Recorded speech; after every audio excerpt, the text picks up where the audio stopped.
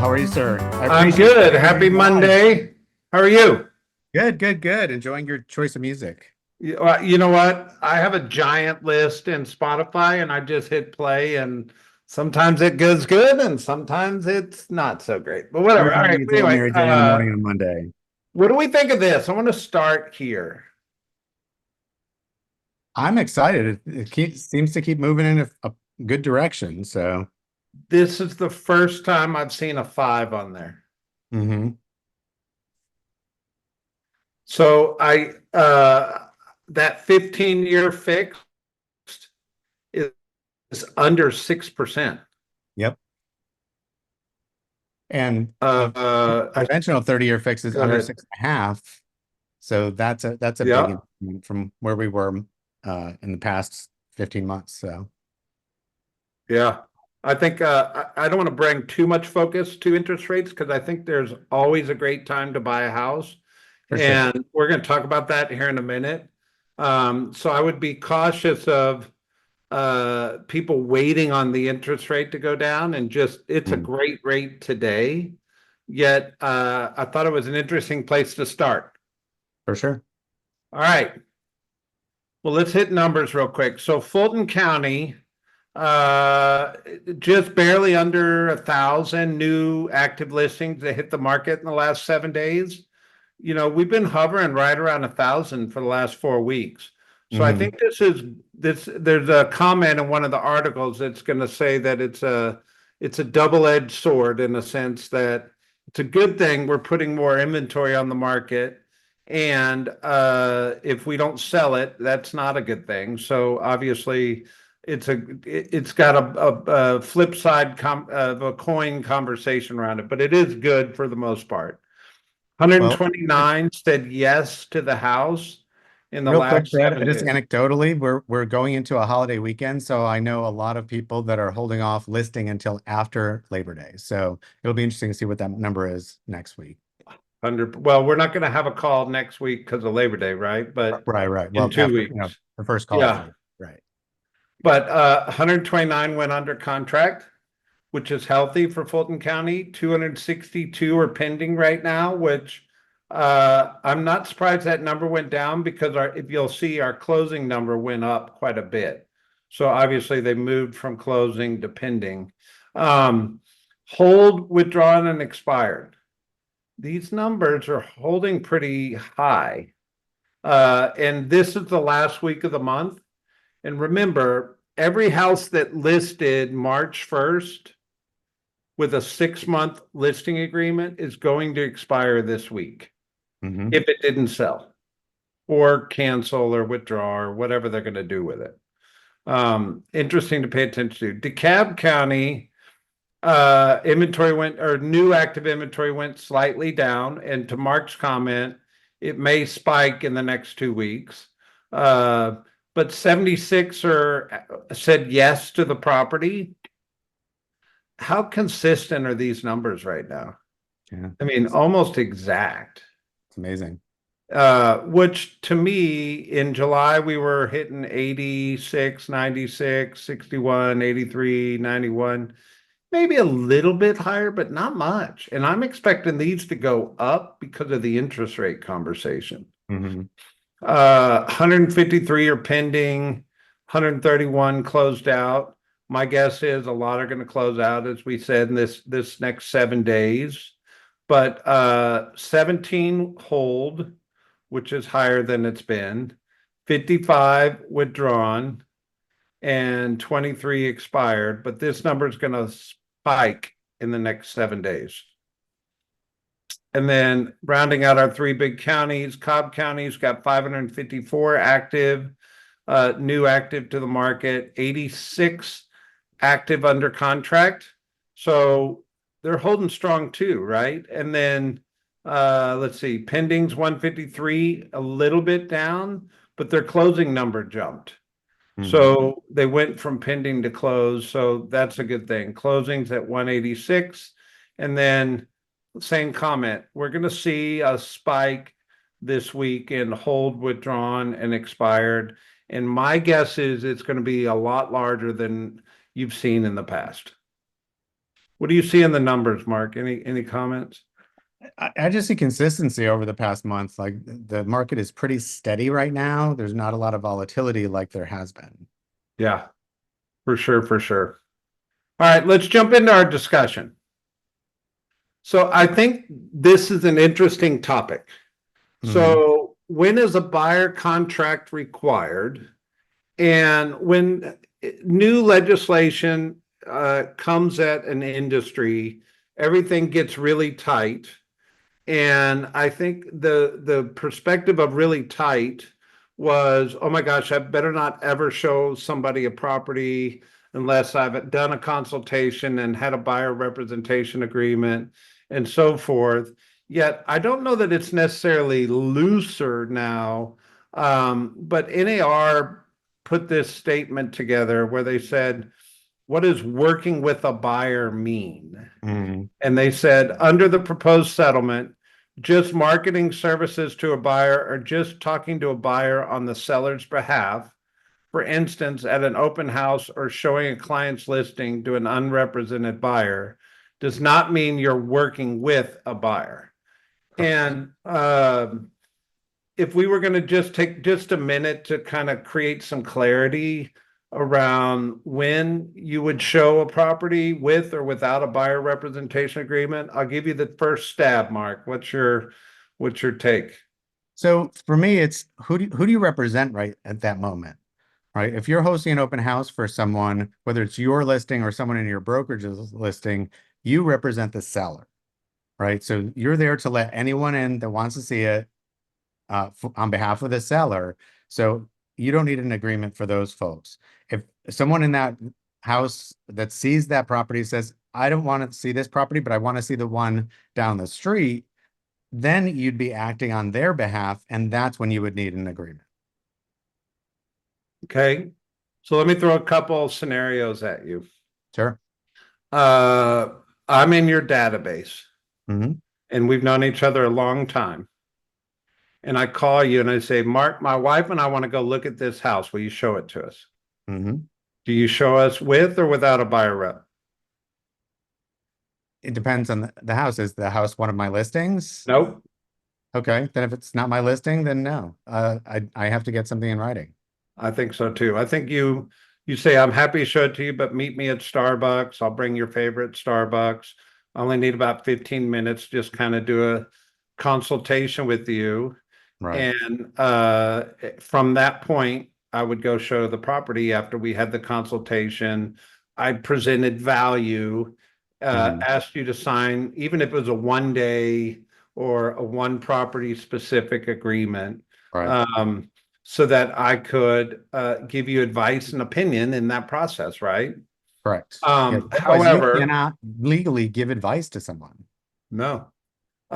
And but if I have a listing and somebody called me to go see my listing, I'm not necessarily having to ask them to sign a buyer representation agreement before I show it because I represent the seller. Right. Nor should you Um, actually. You're actually not allowed to do that because you're acting on behalf of the seller. You should let everyone in there to see it that you can because that's your job.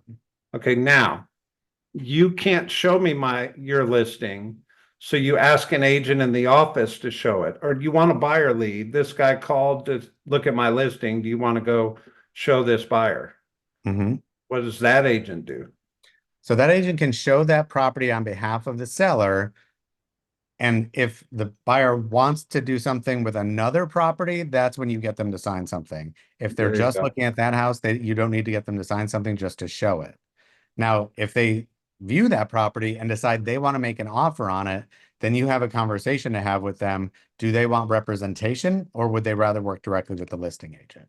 But just to But show what's that really property that you're changed? showing on behalf of your fellow agent in your brokerage, that's acting on behalf of the seller. You do not need something signed. But what's really changed? Nothing really. Okay. Here's what's changed.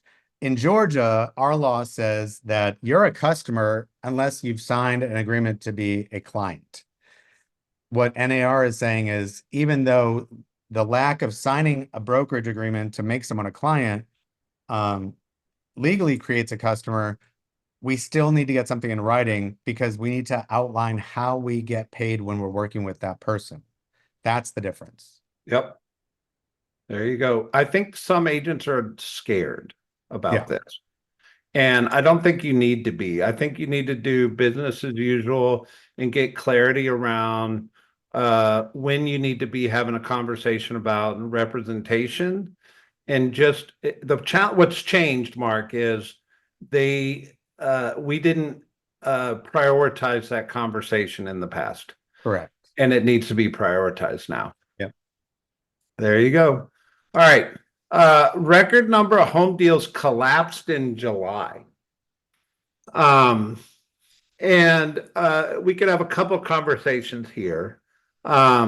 One is there's a conversation around bulletproofing your transaction.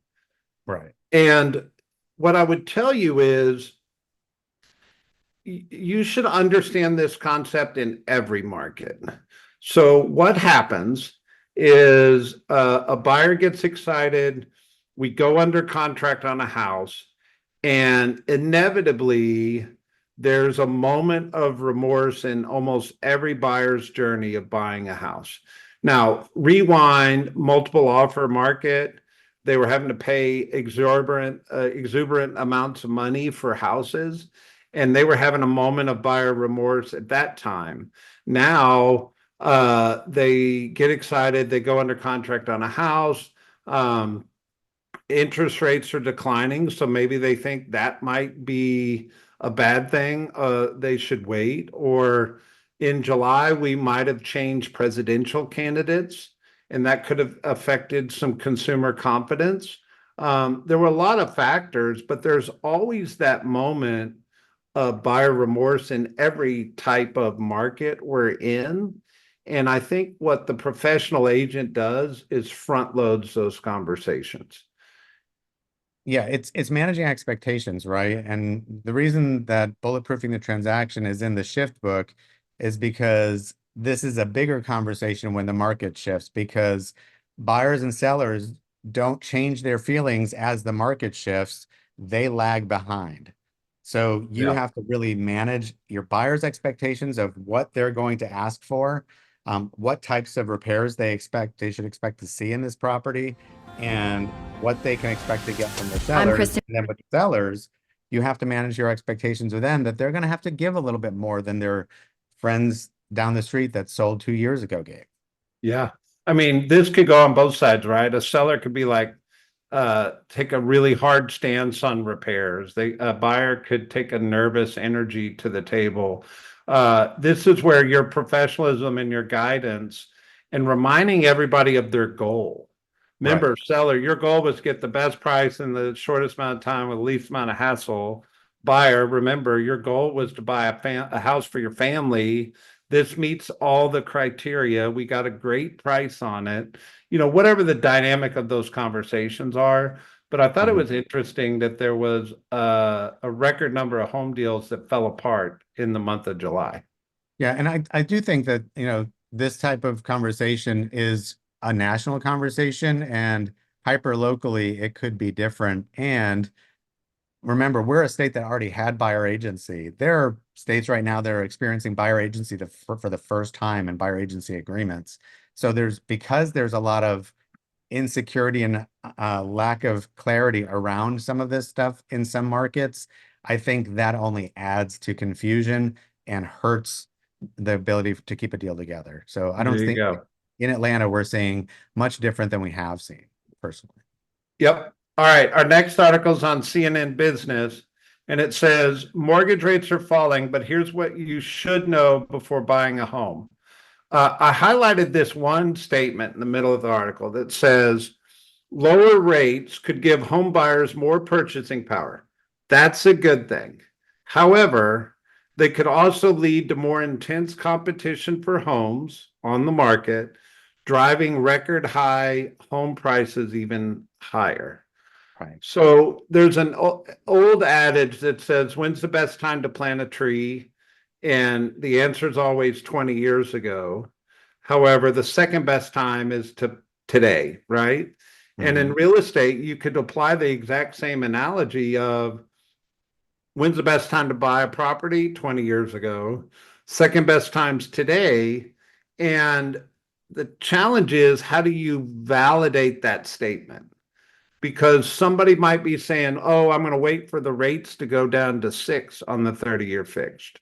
Hmm. Or they're still coming down. I'm going to wait till they come down. Um, I think that's an accurate statement. However, there's a consequence to waiting that you've got to be able to handle. And the consequence is there's probably going to be a higher competition for whatever house they're wanting to buy in the future. And prices are going nowhere but up. And if that competition gets really tight, Mark, so will prices go up. Hmm. And if that, whatever they might save on the interest rate may actually end up costing them more in the long run because they waited. And how do you have that conversation? How do you explain it? Because I don't think the best time to buy a house is in the future. I still believe it's right now. Right. Because I we would have never said know what. that even at 7.5% interest, by the way. Agreed. I mean, we never know Yeah. what the future is going to bring, right? So we didn't know before Ukraine was invaded that that was going to happen, and that kicked off a big chain of economic events. So I think two things for me here. One is having the conversation. One of the best things you can do is ask questions to allow someone to self-discover their answer. In other words, hey, I know you mentioned you want to wait till rates hit 6. Can I ask you a question? What do you think other buyers that are waiting are going to do when rates hit 6? Right? You're leading them down a path because telling people isn't as effective as them saying it themselves and self-discovering it. Yep. Um, and the other thing is there's never been a more important time to partner with your preferred lenders so that you have someone that can give you numbers and give your buyer numbers so that you can compare apples to apples. In other words, if the rates go down to 6, but prices go up by 4% in the next year, what's the difference in payment? And then you can have a conversation. Hey, it's a $15 difference in payment. Is that worth possibly missing the house that you really want? 100%. And let them make a decision. Again, our job is not to make decisions for people, it's to help people make good decisions for themselves and their situation. There you go. Um, All right, a couple more things. So Department of Justice takes aim at real page rent pricing algorithm. This actually started in our city, but it's nationwide. Um, I think the comment is there's a lot of institutional buying that's gone on over the last decade. And there's a lot of big property landlords that own a lot of inventory of real estate. And rents have gone nowhere but up. And the Department of Justice is looking at this software and these large property owners on whether or not they colluded around raising rents. Um, so what's the good and the bad of this?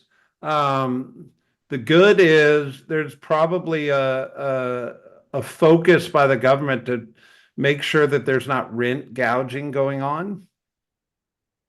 The bad of this, I mean, we live in a wealth building society where people buy rental property, and that's part of our client base too.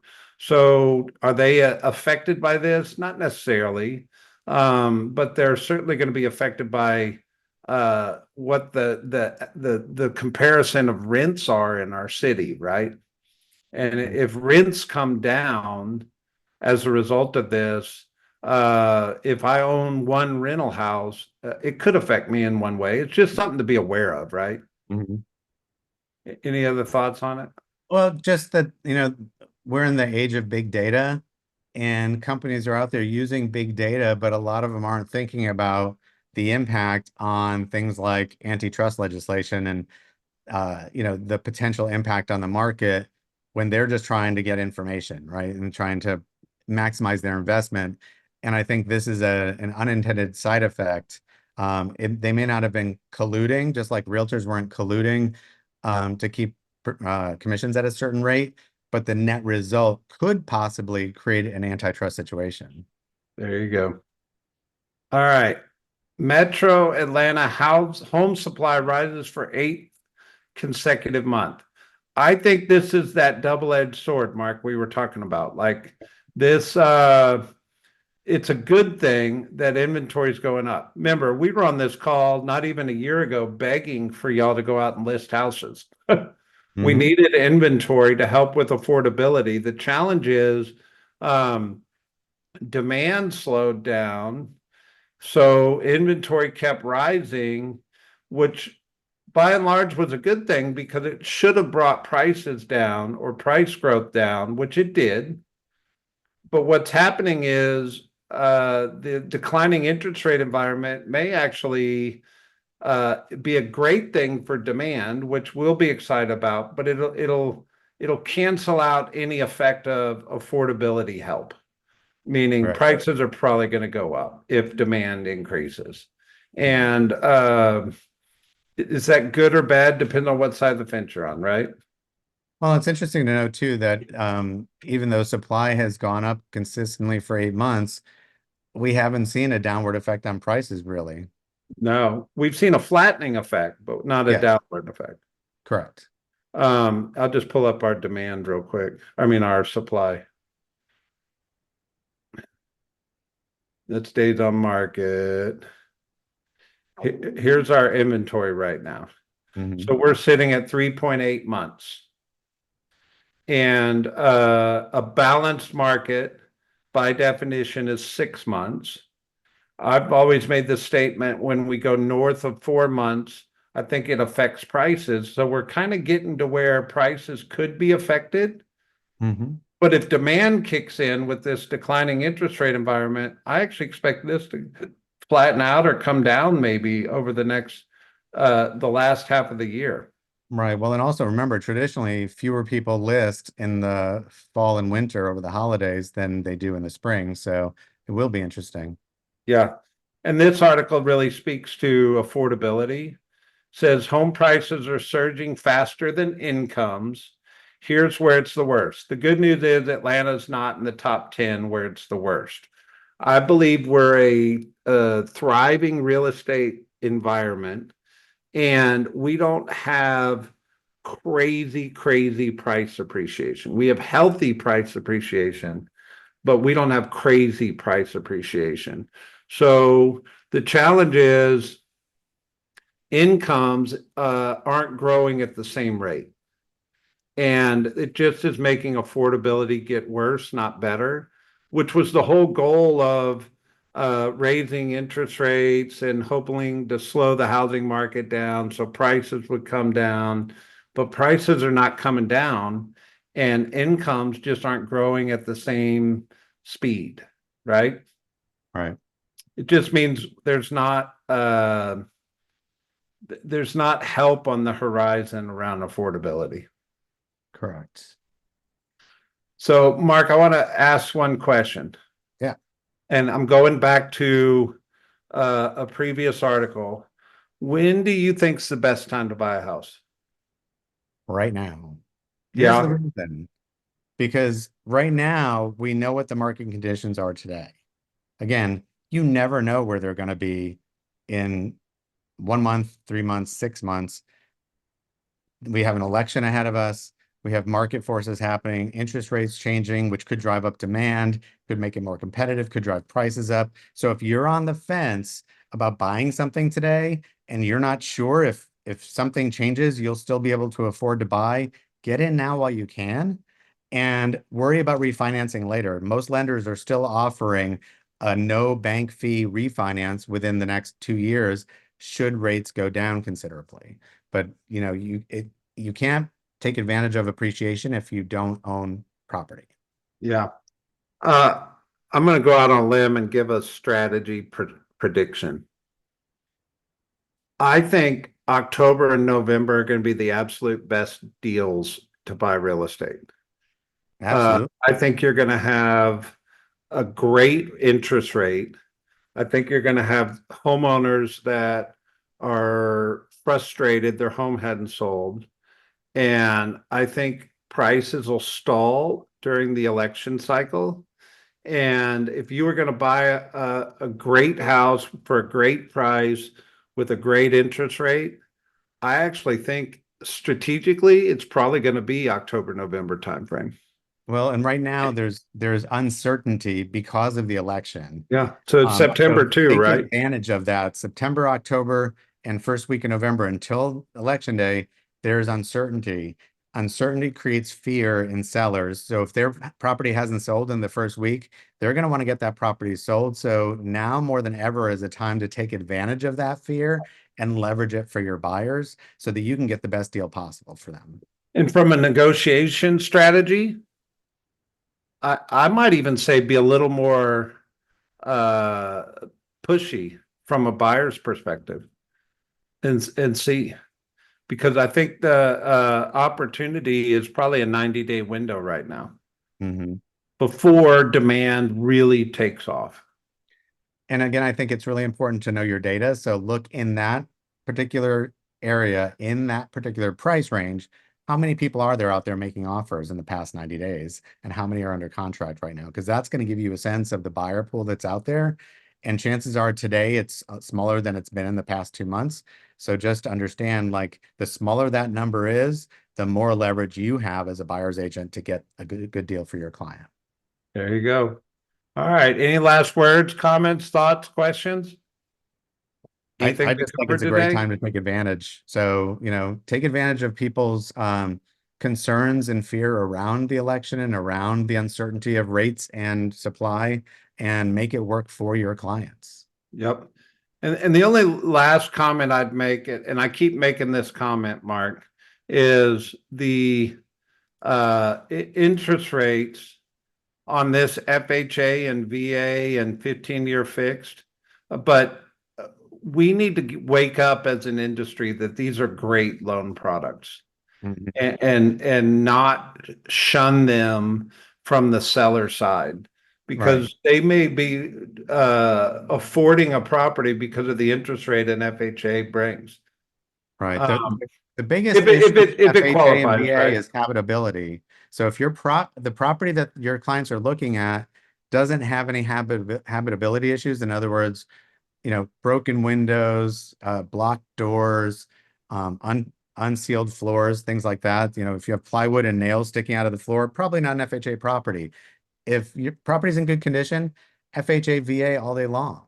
Yeah, for sure, for sure.